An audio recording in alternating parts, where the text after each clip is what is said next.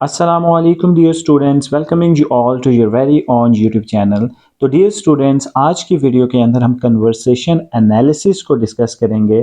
क्योंकि अब मैं जो वीडियो स्टार्ट कर रहा हूं, मेरी कोशिश ये होगी कि डिस्कोर्स एनालिसिस के ऊपर बहुत ही प्रोफाउंड किस्म की सीरीज स्टार्ट करूं। तो इस सिलसिले में जो पहली मेरी वीडियो है वो कन्वर्सेशनल एनालिसिस पे है। दोस्तों, हम जानते हैं कि हम सुबह से लेकर शाम तक कन्वर्सेशन में इंडल्ज रहते हैं। अब हमारी कन्वर्सेशन के अंदर इंटेंशनली या अनइंटेंशनली हम चंद फीचर्स को यूज़ कर रहे होते हैं कि जिसकी वजह से हमारी कम्युनिकेशन इफ़ेक्टिव होती है। उन्हीं फीचर्स में से एक फीचर हमारे पास रिपेयर का फीचर है। अब रिपेयर जो है वो स्पोकन डिस्कोर्स से इंटरलिंक्ड है। ये एक इम्पॉर्टेंट स्ट्रैटेजी है, एक इम्पॉर्टेंट तरीका है जो कि स्पीकर्स जो होते हैं या एक दूसरे से बात करने वाले लोग हैं वो अपनी डिस्कशन के अंदर यूज़ कर रहे होते हैं। अब ये फिनोमेना है क्या? रिपेयर की सबसे सिंपलेस्ट डेफिनेशन क्या है? रिपेयर एक ऐसा मैकेनिज्म है कि जिसके थ्रू जो स्पीकर्स होते हैं या दो लोग आपस में बात करते हैं वो अपनी स्पीच के अंदर जितने एरर्स हैं उनको मिनिमाइज करते हैं और समटाइम्स ख़त्म करते हैं। इसकी एग्जांपल आप इस तरीके से ले सकते हैं कि समटाइम आप भी ये एक्सपीरियंस करते हैं कि आप किसी से बात कर रहे हों और या कोई आपसे बात कर रहा हो तो आपकी स्पीच में या उसकी स्पीच में समटाइम्स कोई वर्ड गलत या मिसप्रोनाउंस हो जाता है। जब वो वर्ड गलत होता है तो उस वर्ड को वो ठीक करने की कोशिश करता है, यानी वो सेकंड टर्न के अंदर उस वर्ड को सेट करने की कोशिश करता है या उसी टर्न में उस वर्ड को रिप्लेस करता है किसी अल्टरनेट वर्ड से। तो ये जो फिनोमेना है कि जिसके अंदर आप अपनी स्पीच की गलतियों को दुरुस्त करने की कोशिश करते हैं वो रिपेयर का फिनोमेना कहलाता है। अब जो रिपेयर है उसकी दो टाइप्स हैं। नंबर वन टाइप उसकी है सेल्फ रिपेयर। सेल्फ रिपेयर हम देख लेते हैं क्या है।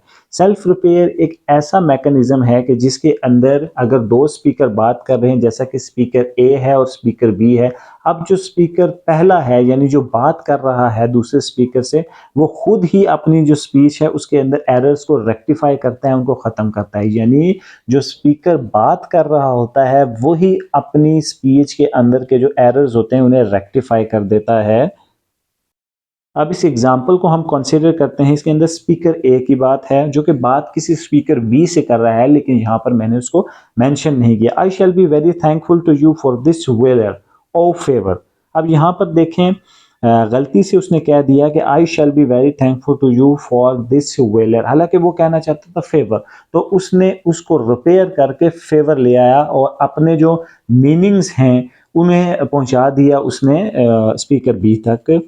देन हमारे पास सेकंड टाइप है अदर रिपेयर। अदर रिपेयर नाम ही इंडिकेट करता है कि जब एरर जो होता है वो दूसरा जो स्पीकर होता है यानी स्पीकर बी जिससे बात की जाए, जिसको आप मुखातिब करते हैं, वो जब आपकी स्पीच के अंदर एरर को पॉइंट आउट करता है तो उसे कहते हैं अदर रिपेयर। अब अदर रिपेयर में स्पीकर ए कन्वर्सेशन के अंदर इंडल्ज होता है और स्पीकर बी एड्रेसी होता है यानी मुखातिब होता है, उससे बात की जाती है। अब स्पीकर बी जो होता है वो एरर को पॉइंट आउट करता है। जैसे स्पीकर ए है वो कहता है let's go to post office. अब पोस्ट ऑफिस तो कोई लफ्ज़ नहीं है, लेकिन स्पीकर बी कहता है ओके पोस्ट ऑफिस। अब स्पीकर बी यहाँ पर अपनी प्रैग्मेटिक नॉलेज को इस्तेमाल करता है, उस कॉन्टेक्स्ट को इस्तेमाल करता है कि किस कॉन्टेक्स्ट में वो बात हो रही है, फिर उससे वो डिड्यूस करता है कि ये पोस्ट ऑफिस वर्ड नहीं है, ये पोस्ट ऑफिस वर्ड है। तो डियर स्टूडेंट्स, अगर आपकी कोई क्यूरी है या आप मुझसे कोई मशवरा करना चाहते हैं असाइनमेंट्स, नोट्स या किसी दूसरे इशू के बारे में, तो एक डेजिग्नेटेड ईमेल हमारे चैनल पर मौजूद है, आप वहां पर कांटेक्ट हमारे साथ कर सकते हैं। तो यहाँ पर हम वीडियो को ऑफिशियली करते हैं एंड होपफुली आपने लेक्चर को अंडरस्टैंड कर लिया होगा। Thank you very much.